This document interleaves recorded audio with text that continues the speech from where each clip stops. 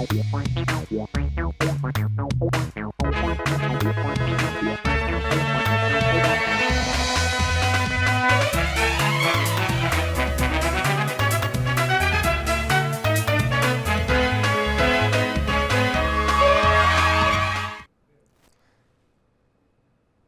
मेरा नाम है जयंती झा और आप देख रहे हैं राष्ट्रीय समाचार और हमारी खास पेशकश अंतर्राष्ट्रीय खबरों का बेहतरीन शो ग्लोबल फ्रंटलाइन, जहां खबरें होंगी दुनिया के कोने कोने से। तो शुरुआत करते हैं हेडलाइंस से।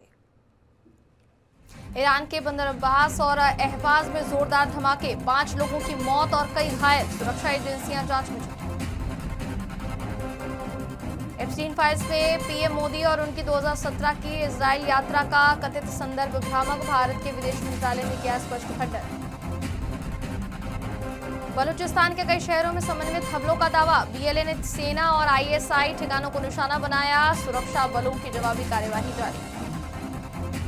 गाजा पट्टी में इजरायली हवाई हमलों में 23 फिलिस्तीनी की मौत, रिहायशी इमारत, तंबू, शिविर और थाने को बनाया निशाना, संघर्ष विराम उल्लंघन को लेकर आरोप प्रत्यारोप जारी। भारत और यूरोपीय संघ के बीच ऐतिहासिक फ्री ट्रेड एग्रीमेंट, व्यापार, निवेश और सप्लाई चेन सहयोग को मिलेगा बल, वैश्विक बहुपक्षीय संतुलन पर भी पड़ा असर। ईरान में शनिवार को 2 अलग अलग शहरों में भीषण धमाकों से पूरे देश में हड़कंप मच गया। रिपोर्ट्स की माने तो दक्षिणी बंदरगाह शहर बंदर अब्बास के मोअल्लम बुलेवार्ड स्थित एक 8 मंजिला रिहायशी इमारत में जोरदार विस्फोट हुआ, जिसमें कम से कम 1 व्यक्ति की मौत और 14 लोग घायल बताए जा रहे हैं। धमाका इतना शक्तिशाली था कि इमारत की 2 मंजिलें पूरी तरह तबाह हो गई, जबकि आसपास खड़ी कई गाड़ियां और दुकानें क्षतिग्रस्त हो गई। घायलों को तत्काल नजदीकी अस्पतालों में भर्ती कराया गया है और राहत बचाव टीमें मौके पर तैनात हैं। वहीं दक्षिणी पश्चिमी शहर अहवाज में भी एक आवासीय बिल्डिंग में हुए दूसरे विस्फोट में 4 लोगों की जानें चली गई। दोनों घटनाओं की वजह से अभी आधिकारिक पुष्टि कारणों की नहीं हो पाई है और सुरक्षा एजेंसियां हर एंगल से जांच कर रही है। इस बीच इजराइल के अधिकारियों ने इन धमाकों में किसी भी तरह की भूमिका से साफ इनकार किया है। सोशल मीडिया पर ईरान के इस्लामिक रिवॉल्यूशनरी गार्ड कोर के नौसेना कमांडर को निशाना बनाए जाने के दावे भी सामने आए, जिन्हें ईरानी अधिकारियों ने भ्रामक बताते हुए खारिज कर दिया है। घटनाओं के बाद संवेदनशील इलाकों में सुरक्षा बढ़ा दी गई है और जांच एजेंसियां फिलहाल सबूत जुटाने में लगी हुई हैं।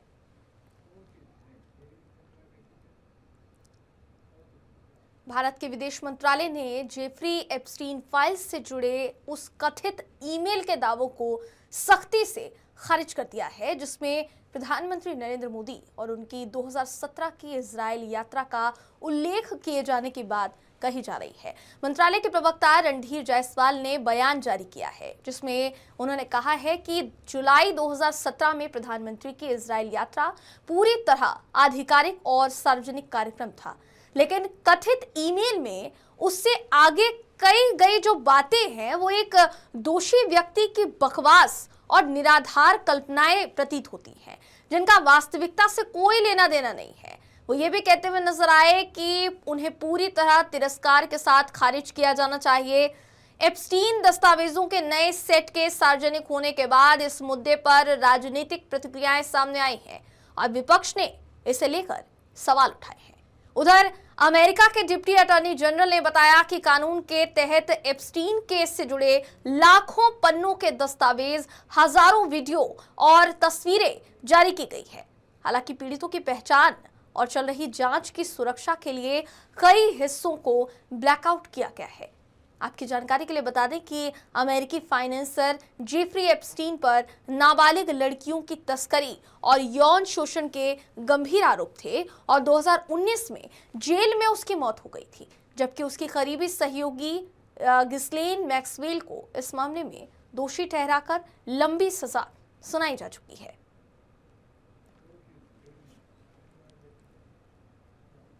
बलूचिस्तान पाकिस्तान के शांत बलूचिस्तान प्रांत में बड़े पैमाने पर समन्वित हमलों की खबरों के बाद सुरक्षा हालात बेहद तनावपूर्ण बताए जा रहे हैं। प्रतिबंधित उग्रवादी संगठन बलूच लिबरेशन आर्मी यानी बीएलए ने यह दावा किया है कि उसके लड़ाकों ने 31 जनवरी को क्वेटा, नोशकी, माशटुंग, दलबदिन, कलाट, खारन, ग्वादर, पसनी, टंप और बुलेडा समेत कई ऐसे शहर हैं जहां पाकिस्तानी सेना, पुलिस और आईएसआई से जुड़े तमाम ठिकानों को निशाना बनाते हुए एक साथ हमले किए हैं, जिन्हें उसने अपने कथित ऑपरेशन हेरोफ 2.0 का हिस्सा बताया है। संगठन ने कुछ हमलों को फिदायीन कार्यवाही भी बताया है और सुरक्षा बलों को भारी नुकसान पहुंचाने, सरकारी इमारतों पर कब्जा करने, हाईवे बाधित करने, साथ ही एक वरिष्ठ प्रशासनिक अधिकारी को बंधक बनाने जैसे दावे भी किए हैं।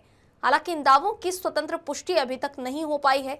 स्थानीय मीडिया रिपोर्टों की माने तो कुछ इलाकों में विस्फोट, गोलीबारी और आगजनी की घटनाओं का जिक्र है। पाकिस्तानी सेना की ओर से विस्तृत आधिकारिक बयान जारी नहीं हुआ है, मगर सुरक्षा बलों द्वारा जवाबी कार्यवाही, अतिरिक्त तैनाती और सर्च ऑपरेशन चलाए जाने की जानकारी सामने आई है। संवेदनशील क्षेत्रों में सुरक्षा कड़ी कर दी गई है और स्थिति पर केंद्र सरकार और सुरक्षा एजेंसियां नजर बनाए हुए हैं। गाजा पट्टी में शनिवार तड़के इजराइल द्वारा किए गए ताजा हवाई हमलों में कम से कम 23 फिलिस्तीनियों की मौत और कई अन्य के घायल होने की खबर है, जिससे क्षेत्र में एक बार फिर तनाव तेज हो गया है।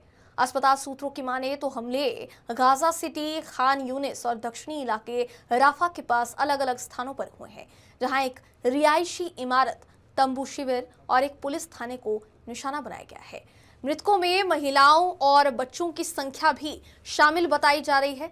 नासिर अस्पताल के अनुसार तंबू शिविर पर हमले के बाद आग लग गई, जिससे पूरे परिवार को भारी नुकसान हुआ। ये हमले ऐसे समय में हुए जब एक दिन पहले ही इजराइल ने हमास पर संघर्ष विराम के उल्लंघन का आरोप लगाया था। इजरायली सैन्य अधिकारियों का कहना है कि ये कार्यवाही जवाबी कदम के तौर पर की गई, जबकि हमास ने हमलों को युद्ध विराम का खुला उल्लंघन बताते हुए अमेरिका और अन्य मध्यस्थ देशों से हस्तक्षेप की मांग की है। गाजा के स्वास्थ्य मंत्रालय, जो हमास प्रशासित है, उसने ये दावा किया कि संघर्ष विराम लागू होने के बाद सैकड़ों लोग मारे जा चुके हैं। राफा क्रॉसिंग खुलने से ठीक पहले हुए इन हमलों के बाद सीमाओं को फिर बंद कर दिया गया है और पूरे क्षेत्र में सुरक्षा स्थिति अत्यंत संवेदनशील बनी हुई है।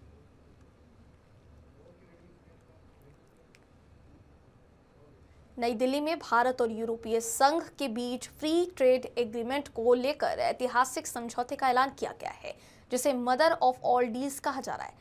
इस अवसर पर यूरोपीय आयोग के अध्यक्ष Ursula von der Leyen, European council के अध्यक्ष एंटोनियो कोस्टा और प्रधानमंत्री नरेंद्र मोदी मौजूद थे।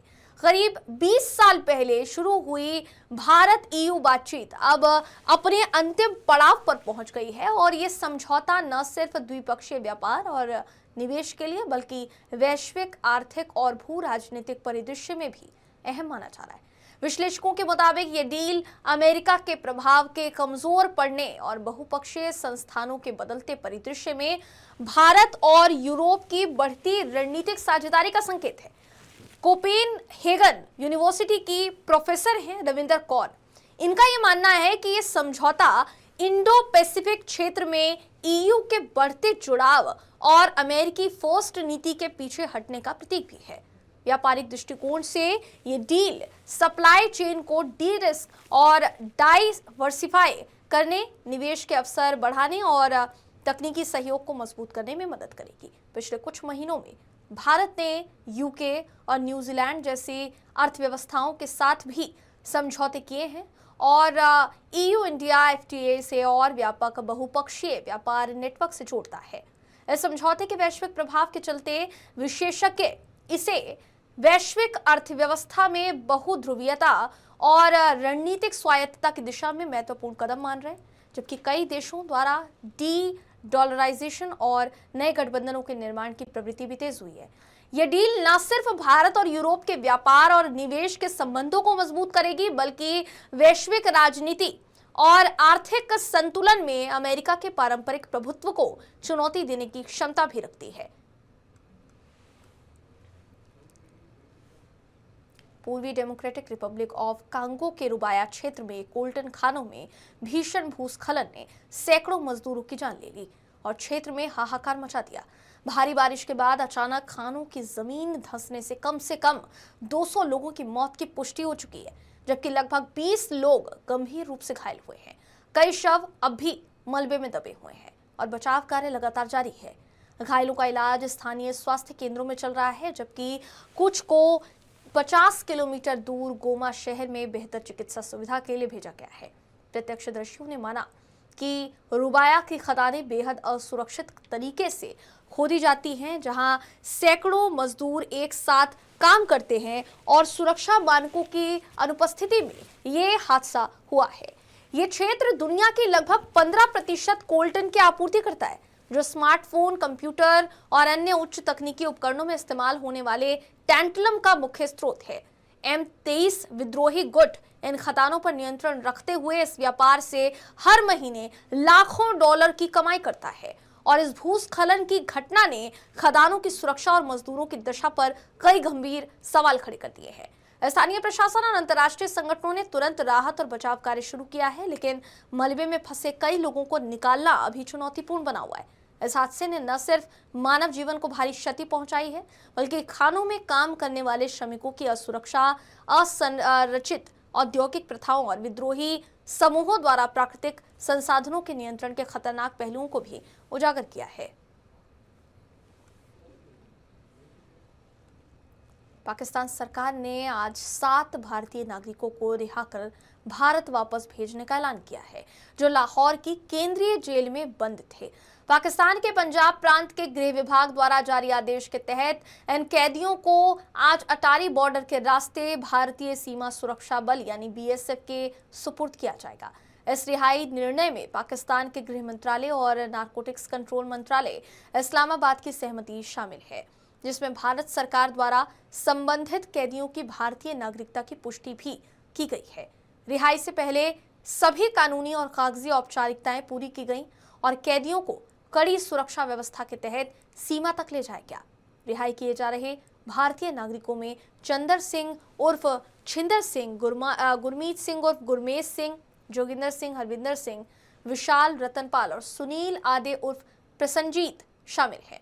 भारत और पाकिस्तान के बीच 2008 में हुए कॉन्सुलर एक्सेस द्विपक्षीय समझौते के तहत दोनों देशों ने जनवरी 2026 में एक दूसरे की हिरासत में मौजूद नागरिक कैदियों और मछुआरों की सूचियों का आदान प्रदान किया था। भारत ने पाकिस्तान में बंद 391 नागरिक कैदियों और 33 मछुआरों की सूची साझा की थी, जबकि पाकिस्तान ने भारत को 58 नागरिक कैदियों और 199 मछुआरों की सूची दी थी।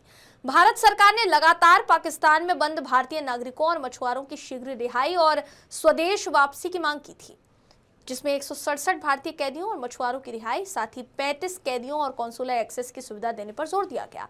भारत के निरंतर प्रयासों से 2014 से अब तक पाकिस्तान से कुल 2661 भारतीय मछुआरे और 71 नागरिक कैदी अपने देश लौट चुके हैं। इस रिहाई कदम से भारत पाकिस्तान संबंधों में मानवीय पहल को मजबूती मिली है और ये भारतीय नागरिकों की सुरक्षा और कॉन्सुलर अधिकारों की रक्षा की दिशा में एक महत्वपूर्ण कदम माना जा रहा है। उनकी तरफ से आज 7 सिविल प्रिजनर उनको रिलीज करने का ऑर्डर इंडिया में और पाकिस्तान की जो रिलेटेड ऑफिस है उनमें पहुंच चुके थे। अप्रॉक्सीमेट 5:30-6 बजे 6-6:30 बजे पाक रेंजर ने 7 के 7 सिविल प्रिजनर को BSF के हैंड ओवर किया। वहां से इनको कस्टम और इमिग्रेशन ऑफिस में लाया गया, जहां पे इनका प्रॉपर कस्टम और इमिग्रेशन होने के बाद डिप्टी कमिश्नर ऑफ अमृतसर की तरफ से नायब तहसीलदार अटारी जी की ड्यूटी लगी है, वो यहाँ पे उनको रिसीव करने के लिए पहुंच चुके। Shri Sohail Mir IPS SSP Amritsar rural की तरफ से इनको यहाँ से बॉर्डर से गुरु नानक हॉस्पिटल में जो रेड क्रॉस ऑफिस है वहाँ से ले जाने के लिए सिक्योरिटी का प्रबंध किया गया और एक पायलट लगाई गई जो यहाँ से लेके अमृतसर के अंदरूनी एरिया गोल्डन गेट तक जाएंगे, इंडिया गेट तक। वहाँ से कमिश्नर ऑफ पुलिस अमृतसर की जो गाड़ी है उनको लेके आगे जाएगी पूरी सिक्योरिटी के साथ। तो ये जो टोटल 7 पर्सन है, जिसमें से फिरोजपुर सेक्टर के 4, एक जालंधर, एक लुधियाना और एक यूपी का है। एक्चुअली 2023 में जब भी फ्लड आया था तो कुछ लोगों की बिल्कुल तारबंदी के साथ जमीन लगती थी कुछ कास्ट के लिए गए थे, कुछ वहाँ पे अपने रिश्तेदारों के रख रखाव के बचाने के लिए, पशु वगैरह या उनको घर का सामान बचाने के लिए।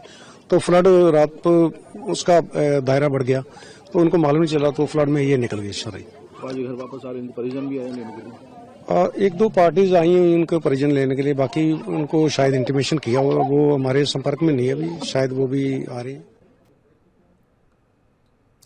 डेनमार्क के विदेश मंत्री ने घोषणा की है कि ग्रीनलैंड में उनका देश सुरक्षा संबंधी स्थिति को मजबूत बनाए रखने के लिए अपनी सैन्य उपस्थिति और भी बढ़ाएगा, जिसमें प्रमुख बुनियादी ढांचे जैसे बुक्सेफजॉर्ड जल विद्युत शक्ति संयंत्र की सुरक्षा के हिस्से के रूप में सैनिकों की तैनाती भी शामिल है।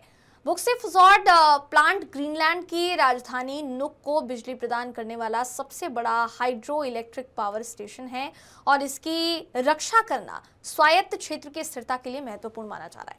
ये कदम आर्कटिक में बदलते रणनीतिक माहौल और विशेष तौर पर संयुक्त राज्य अमेरिका की ग्रीनलैंड में रुचि और संभावित हस्तक्षेप दखलंदाजियों को देखते हुए लिया गया है। वर्तमान में डेनिश सशस्त्र बलों ने ऑपरेशन आर्कटिक एंड्योरेंस जैसे अभ्यासों में भाग लेने के लिए अलग अलग इलाके में विमान, जहाज और जवान तैनात किए हैं, जिनका मूल लक्ष्य उस क्षेत्र में सुरक्षा तैयारियों को और बढ़ाना है, साथ ही जरूरी ढांचों की रक्षा सुनिश्चित करना है। इन कोशिशों में नाटो सहयोगियों और अन्य यूरोपीय देशों के साथ मिलकर काम भी शामिल है, ताकि ग्रीनलैंड की संप्रभुता और रक्षा क्षमता को मजबूत किया जा सके।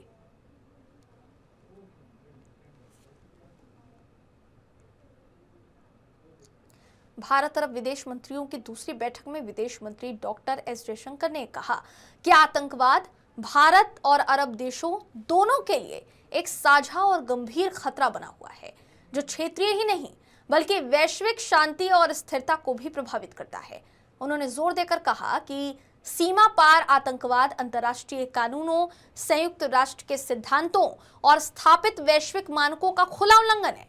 डॉक्टर एस जयशंकर ने स्पष्ट रूप से कहा है कि जिन देशों और समाजों को आतंकवाद निशाना बनाता है, उन्हें अपनी जनता और संप्रभुता की रक्षा करने का पूरा अधिकार है।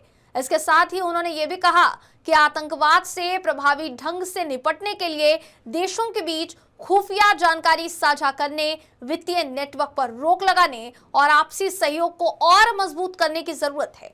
उन्होंने भारत और अरब देशों से यह आह्वान किया है कि वो मिलकर एकजुट कोशिश करें ताकि आतंकवाद के इस खतरे को जड़ से खत्म किया जा सके और देश में, क्षेत्र में शांति और सुरक्षा सुनिश्चित की जा सके। अमेरिका के राष्ट्रपति डोनाल्ड ट्रंप ने यह दावा किया है कि भारत अब ईरान से कच्चा तेल खरीदने के बजाय वेनेजुएला से तेल खरीदेगा और इस संबंध में दोनों देशों के बीच सौदा हो चुका है। यह बयान उन्होंने वॉशिंगटन डीसी से एयरफोर्स वन में यात्रा के दौरान पत्रकारों से बातचीत में दिया। हालांकि भारत सरकार की ओर से इस पर अभी तक कोई आधिकारिक प्रतिक्रिया नहीं आई है। आपकी जानकारी के लिए बता दें और शायद हमारे दर्शकों को भी याद होगा, पूरी दुनिया ये देख रही है कि डोनाल्ड ट्रंप किस तरह भारत को लेकर लगातार कई अलग अलग दावे कर रहे हैं, जिसको लेकर बार बार भारत सरकार ने स्पष्टीकरण में उन दावों को नकारा है। बावजूद इसके डोनाल्ड ट्रंप के दावों में कमी आने का नाम नहीं ले रहा है। ट्रंप ने यह कहा कि भारत के साथ इस डील का पूरा कॉन्सेप्ट तय कर लिया गया है और उन्होंने ये भी जोड़ दिया कि अगर चीन चाहेगा तो वो भी वेनेजुएला से तेल खरीद सकता है। आपकी जानकारी के लिए बता दें कि अमेरिका ने साल 2019 में वेनेजुएला पर कड़े आर्थिक प्रतिबंध लगाए थे, जिनमें सेकेंडरी सैंक्शंस भी शामिल थे, जिसके तहत वेनेजुएला से तेल खरीदने वाले देशों या कंपनियों को अमेरिकी बाजार और बैंकिंग सुविधाओं से वंचित किया जा सकता था। इन प्रतिबंधों की वजह से कई देशों ने वेनेजुएला से तेल खरीदना बंद कर दिया था, जबकि भारत पहले वहां से बड़ी मात्रा में तेल आयात करता था और मीडिया रिपोर्ट्स की माने तो भारत अपने कुल तेल आयात का लगभग 6% वेनेजुएला से लेता था। वेनेजुएला ओपेक का सदस्य देश है और उसके पास दुनिया का सबसे बड़ा तेल भंडार है, मगर इसके बावजूद वैश्विक तेल आपूर्ति में वो सिर्फ लगभग 1% का योगदान देता है। ऐसे में डोनाल्ड ट्रंप का ये बयान अपने आप में हैरान कर देने वाला है, जो बार बार वो भारत को लेकर दे रहे हैं और भारत ने बार बार उनके इन दावों को निराधार बताया है। अब इंतजार किया जा रहा है कि ये जो दावा उन्होंने किया है इसका खंडन भारत की तरफ से कब तक किया जाता है। पाकिस्तान अपने बढ़ते कर्ज को चुकाने के लिए चीन के फाइटर जेट्स की बिक्री को एक माध्यम के रूप में इस्तेमाल कर रहा है और इसी क्रम में उसने नाइजीरिया, अजरबैजान, सऊदी अरब, मोरक्को, इंडोनेशिया, इथियोपिया और सूडान जैसे कई देशों के साथ डील की है, जिनमें से 8 देश मुस्लिम बहुल हैं। इन जेट्स का निर्माण पाकिस्तान के कामरा स्थित परिसर में चीन की चेंगडू एयरक्राफ्ट कॉरपोरेशन और पाकिस्तान एरोनॉटिकल कॉम्प्लेक्स के संयुक्त उपक्रम के तहत किया जा रहा है। हालांकि इस प्रोडक्शन यूनिट का संचालन पूरी तरह चीन के नियंत्रण में है। इस संयंत्र की बात की जाए तो इसमें लगभग 500 चीनी एरोनॉटिकल इंजीनियर तैनात हैं और यहां से हर साल करीब 50 जे सीरीज फाइटर जेट्स का उत्पादन किया जाता है। पाकिस्तान ने सऊदी अरब को चीनी जेट्स बेचकर लगभग 18,000 करोड़ रुपए का कर्ज चुका दिया है, जिसे एक तरह की बार्टर डील माना जा रहा है, जबकि सऊदी अरब पर पाकिस्तान का कुल कर्ज करीब 70,000 करोड़ रुपए बताया जाता है। चीन के फाइटर जेट्स की इस बिक्री को ऑलवेज ब्रदर डील का नाम दिया गया है, लेकिन लगभग 200 करोड़ रुपए कीमत वाले एक जे सीरीज फाइटर जेट की बिक्री से मिलने वाली राशि का 80% से ज्यादा हिस्सा चीन को ही जाता है, जिससे ये साफ हो जाता है कि इस सौदे में सबसे ज्यादा लाभ सिर्फ चीन को मिल रहा है।